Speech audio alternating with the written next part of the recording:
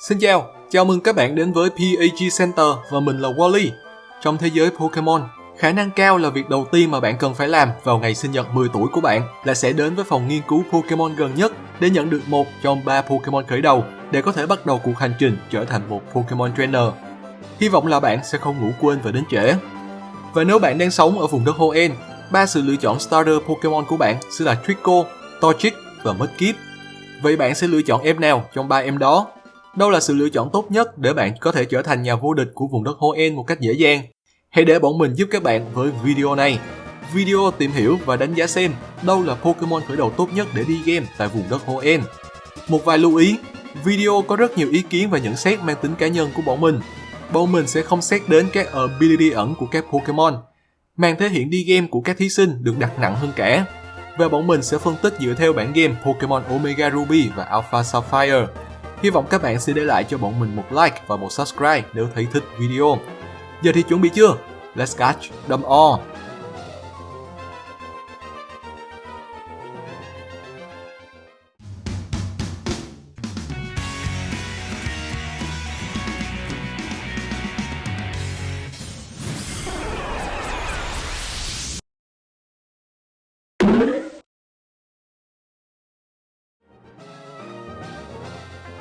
Như đã nói, 3 Pokemon khởi đầu của vùng đất Hoenn là Trico, hệ cỏ, Torchic, hệ lửa và Mudkip, hệ nước. Ở cấp tiến hóa đầu tiên, cả 3 thí sinh đều có tổng chỉ số căn bản là 310. Cái tên bọn mình đánh giá cao nhất là Trico khi có tốc độ cao và công đặc biệt đủ tốt để phát huy chiến thuật tấn công nhanh tiêu diệt gọn. Dù cho nếu nhìn vào bể chiêu thức trước khi tiến hóa của Trico thì chúng ta sẽ thấy bể chiêu thức này có phần hơi chán. Nhưng thôi, vừa vô level 5 là có Absorb, lên level 13 thì có Mega Drain. Không one hit KO được đối thủ thì Trico cũng chẳng sợ việc bị hết HP, nên có thể xem là công thủ khá toàn diện. Tốt thứ hai trước khi tiến hóa theo bọn mình sẽ là Mudkip. Tuy tốc độ là thấp nhất trong cả ba, nhưng HP và các chỉ số phòng thủ của Pokemon này đều bằng 50 điểm, nên có thể nói Mudkip khá là ly đòn. Chưa kể hệ nước còn bị khắc chế ít nữa. Bên cạnh đó, chỉ số Attack đạt 70 điểm, nên mỗi lần Mudkip phản công thì đối thủ sẽ cực kỳ đau. Pokemon này hoàn toàn có thể được chấm điểm cao nhất nếu không phải vì bể chiêu thức trước khi tiến hóa của Mudkip đi ngược hoàn toàn với thế mạnh của Pokemon này, nên khá là đáng tiếc. Torchic sở hữu khả năng tấn công vượt trội khi so với hai người bạn của mình, đặc biệt là còn mạnh ở cả hai mặt vật lý và đặc biệt. Tuy nhiên, tốc độ chỉ đạt 45 điểm, khá lưng chừng, hơi thiên về nhóm chậm hơn. Cộng thêm khả năng chống chịu không được tốt cho lắm, nên các trainer mà chọn Pokemon này thì sẽ hơi tốn potion hoặc sẽ mất thời gian chạy tới chạy lui trung tâm Pokemon để đảm bảo sức khỏe cho Torchic. Vì vậy, ở vòng này, bọn mình sẽ cho Trico 2 điểm, Mudkip 1 điểm và Torchic không có điểm nào. Khi đạt được level 16, bộ ba khởi đầu vùng Hoenn sẽ đồng loạt tiến hóa lên cấp tiến hóa thứ hai. Mudkip sẽ tiến hóa thành Maelstrom và còn được mang thêm hệ đất để sở hữu một trong những song hệ tốt nhất lúc này. Khi ngoài hệ cỏ gây x4 sát thương thì chẳng hệ nào có thể khắc chế được Pokemon này. Thậm chí thì hệ điện, vốn là khắc tinh lớn nhất của hệ nước, cũng bỗng hóa vô nghĩa. HP và các chỉ số phòng thủ của Maelstrom được nâng cấp đáng kể khi mỗi chỉ số được tăng 20 điểm. Công vật lý cũng được nâng 15 điểm. Tốc độ thì vẫn chậm, nhưng cứ chiến thuật cũ, phòng thủ chắc rồi phản công thì Maelstrom cũng sẽ khiến nhiều đối thủ phải ôm hận. Tuy vậy, bể chiêu thức học được thông qua việc tăng level của Maelstrom vẫn không được xem là tốt, nhưng 2 điểm ở vòng này vẫn sẽ được dành cho Pokemon này. Torchic tiến hóa thành Combusken cũng có sự nâng cấp về hệ khi giờ đây Pokemon này được mang song hệ lửa và giác đấu.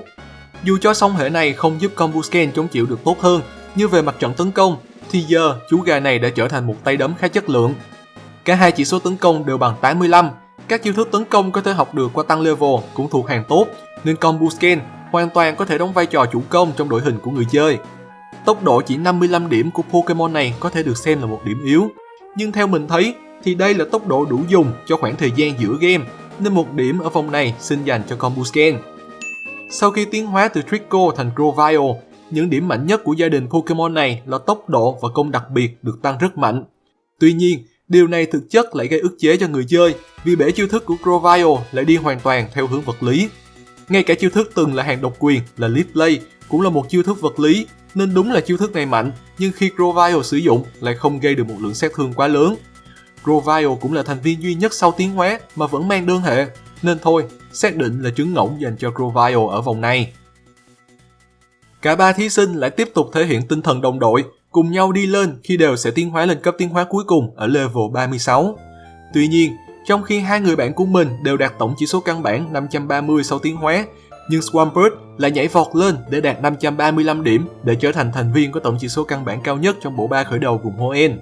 Swampert giờ đã rất trâu bò và những cú đấm phản công cũng rất uy lực, nhưng bọn mình sẽ không cho Swampert điểm nào ở vòng này vì tốc độ của Pokemon này không có cửa để so với hai cái tên còn lại.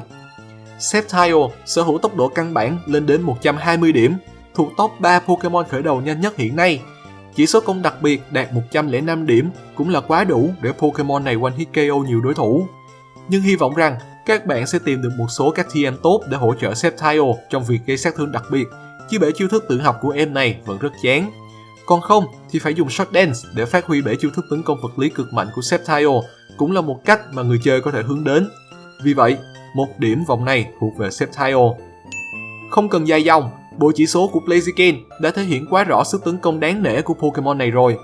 Bể chiêu thức tăng level cũng là quá tốt, chứ không cần xét đến các chiêu thức học được qua TM. Tốc độ 80 thì cũng đủ dùng rồi, nên chẳng có gì phải bàn cãi về việc Blaziken được 2 điểm cao nhất lần này. Và vì chúng ta đang chấm điểm các thí sinh trong các bản game Pokemon Omega Ruby và Alpha Sapphire, nên chắc chắn không thể bỏ qua hình dạng Mega của bộ ba khởi đầu này được. Sự thật thì khi ba Pokemon này tiến hóa Mega thì sức mạnh của cả ba là quá vượt trội. Sức tấn công của cái tên nào cũng mạnh, tốc độ của ai cũng đủ dùng. Nói chung là quá OP để đi game. Vì vậy, để so sánh hơn thua ở vòng này thì bọn mình xin được dựa vào ability của ba thí sinh để xét. Ability có thể nói là kém nhất ở đây sẽ là Lightning Rod của Mega Sceptile. Đây thực chất là một ability khá tốt trong đấu đôi, nhưng nếu là đánh đơn, đi game thì khó để mà kích hoạt được ability này cho Mega Sceptile. Chưa kể là dù có kích hoạt được, Lightning Rod lại tăng một bậc cho chỉ số Special Attack, nên cũng khiến nhiều người chơi phải cạn lời. Không điểm cho Mega Sceptile, dù cho Pokemon này sau khi lên Mega đã được mang xong hệ cỏ và rồng. Tiếp theo là ability Swift Swim của Mega Swampert. Dưới trời mưa, Mega Swampert sẽ được tăng gấp đôi tốc độ và cùng với Attack 150. Đối thủ của Pokemon này chắc sẽ lên bảng điểm mà chưa kịp hiểu chuyện gì vừa xảy ra. Và cũng nhờ đó, các trainer chuyên về team mưa đã tìm ra được chủ lực chân ái của họ. Tuy nhiên, để kích hoạt được ability Swift Swim, Mega Swampert phải sử dụng Rain Dance để tạo mưa hoặc được đồng đội tạo mưa giùm. Nói chung là vẫn phải phụ thuộc vào một điều gì đó. Và lỡ mà trời mưa tắt đi thì Mega Swampert như thể là bị nerf cực mạnh. Trong khi đó, ability Speed Boost của Mega Blaziken thì chẳng phụ thuộc vào điều gì cả. Cứ mỗi cuối lượt, ability này sẽ tự động tăng chỉ số tốc độ của thân chủ lên một bậc, giúp cho Mega Blaziken đã nhanh, lại càng cứ thế nhanh hơn. Có thể nói là đủ khả năng outspeed mọi đối thủ ở mọi level. Nhờ đó, xét về đi game hay thậm chí là trong PvP luôn, bọn mình có phần hơi nghiêng về ability Speed Boost hơn là ability Swift Swim, nên Mega Swampert nhận được 1 điểm vòng này, còn 2 điểm sẽ thuộc về Mega Blaziken. Kết thúc phần thi giới thiệu, giờ chúng ta sẽ đến với phần thi thể hiện đi game, đấu với các chủ hội quán, tứ đại thiên vương và nhà vô địch của các thí sinh. Gym đầu tiên hệ đá của Rosen, nếu xét công bằng thì Torchic lúc này chưa tiến hóa, chưa có thể giác đấu, chiêu thức thì không làm được gì hệ đá nên sẽ không có điểm nào. Mudkip thì có lợi thế về hệ, nhưng lượng sát thương gây ra cho đối thủ sẽ hơi kém do các chiêu thức đều là đặc biệt, thay vì điểm mạnh là tấn công vật lý nên sẽ có 1 điểm. Trico vừa khắc hệ, vừa có Mega Drain để dùng nên chắc chắn là cái tên tốt nhất để đấu hội quán này. Gym thứ hai hệ giác đấu của Broly. Đến gym này thì khả năng rất cao là Pokemon khởi đầu của người chơi đã tiến hóa lên cấp 2 rồi. Tuy nhiên, không có thí sinh nào ở đây có lợi thế về hệ trong lần đánh gym này cả. Nhưng Combusken vẫn có một điểm cộng nhỏ khi có thể học được Peck hệ bay. Dù cho chiêu thức này có sức mạnh yếu, nhưng vẫn còn tốt hơn những chiêu thức khác ở trận đấu này, nên Combusken sẽ được 2 điểm. Bọn mình sẽ cho Marstorm 1 điểm, vì dù sao Pokemon này cũng chống chịu tốt, chắc chắn không thể hết HP dễ dàng. Dựa vào đó rồi phản công thì Pokemon này cũng sẽ có thể giành được chiến thắng. Grovyle đúng là nhanh thật, đánh trước thật, nhưng khó mà one hit KO được đối phương vì bể chiêu thức khá chán. Cộng thêm là một cái tên mỏng nên Pokemon này rất dễ mất khả năng chiến đấu khi bị phản công, nên thôi không có điểm. Hội quán thứ 3 của Watson chuyên về hệ điện nên chắc chắn Marstorm là Pokemon nổi bật nhất ở trận này. Dù cho Mud Bomb là một đòn đánh đặc biệt đi nữa thì 2 trên 3 Pokemon của Watson phải chịu X4 sát thương từ hệ đất, em còn lại thì ăn X2, nên Marstorm vẫn dư sức one hit KO những cái tên đó. 2 điểm dành cho Maelstrom. Combusken cũng có chút lợi thế khi cũng có thể khắc chế được Magnemite và Magneton.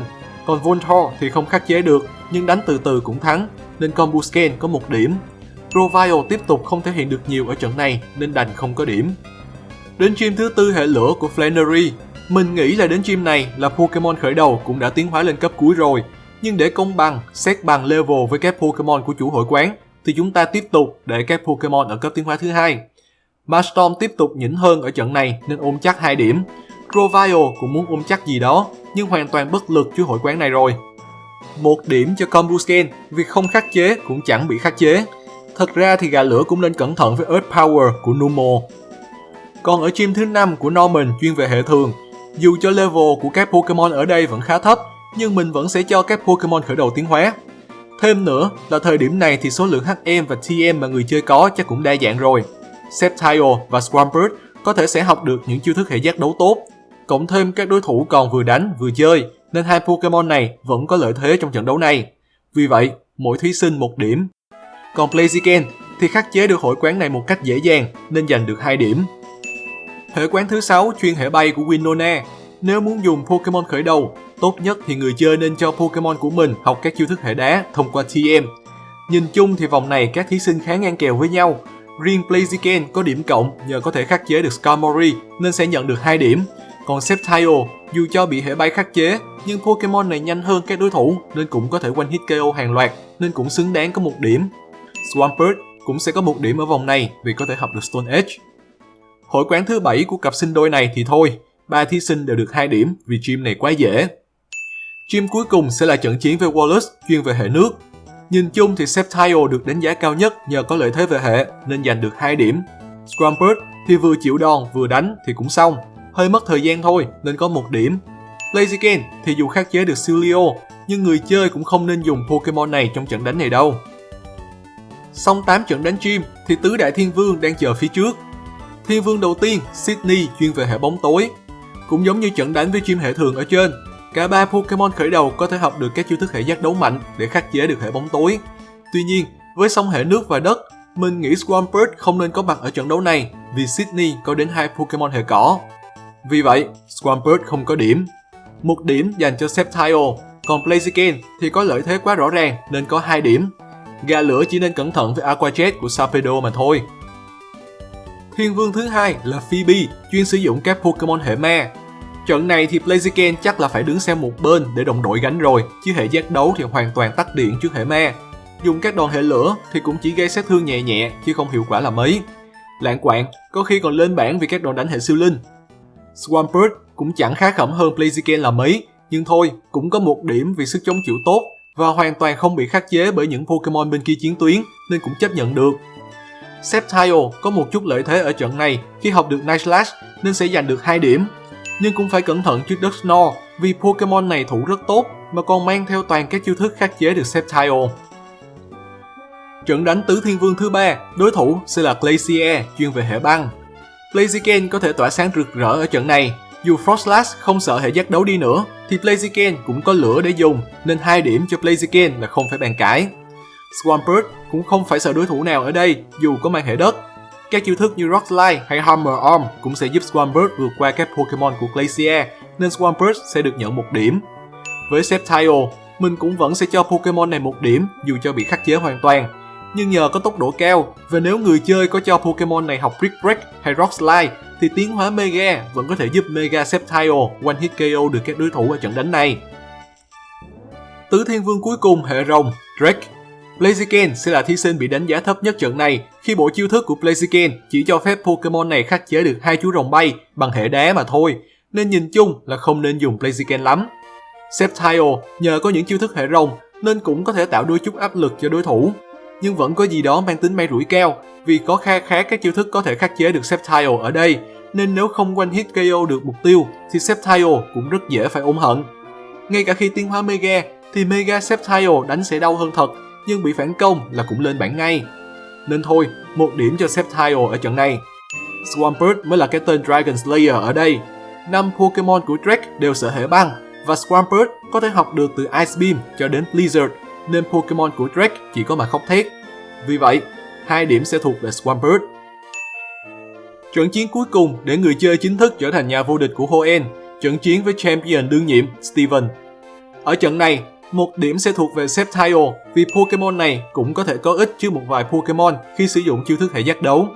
Nhưng Pokemon của Steven cũng sở hữu nhiều chiêu thức có thể tiện Sceptile lên bảng trong một nốt nhạc, nên xài Sceptile cũng được, nhưng tốt nhất là không nên xài.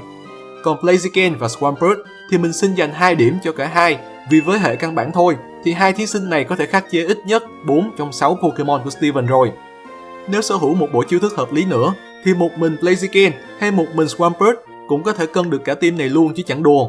Vậy nên, hai Pokemon này hòa nhau ở trận chiến cuối cùng này. Tổng kết lại, chúng ta có gia đình thí sinh Sceptile thấp điểm nhất, đồng nghĩa với việc là gia đình Pokemon khởi đầu hỗ trợ đi game kém nhất cho người chơi ở vùng đất Hoenn. Bất ngờ thay, cuộc đua gay cấn giữa gia đình Blaziken và gia đình Swampert đã kết thúc bất phân thắng bại. Từ đó, chúng ta có thể nói là khi bắt đầu du hành ở vùng đất Hoenn, Torchic hay Mudkip sẽ là những sự lựa chọn tốt và an toàn dành cho các nhà huấn luyện mới. Và cuộc thi xem đâu là Pokemon khởi đầu tốt nhất để đi game ở vùng đất Hoenn đến đây là kết thúc. Thoát vai khỏi cuộc thi này thì mình thấy kết quả trên phản ánh đúng thực lực hiện nay của các Pokemon khởi đầu Gen 3. Sceptile đúng là nhanh và mạnh, nhưng bộ chỉ số và chiêu thức bị đi ngược lại với nhau nên khiến nhiều người chơi cảm thấy e dè khi lựa chọn. Blaziken thì vừa ngầu vừa đấm đau, dù tốc độ căn bản không cao cho lắm nhưng cũng đủ dùng nên được nhiều người yêu mến.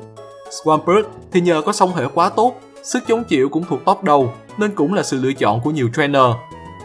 Vậy các bạn thì sao? Đâu sẽ là Pokemon khởi đầu của các bạn khi bắt đầu du hành ở vùng đất Hoenn?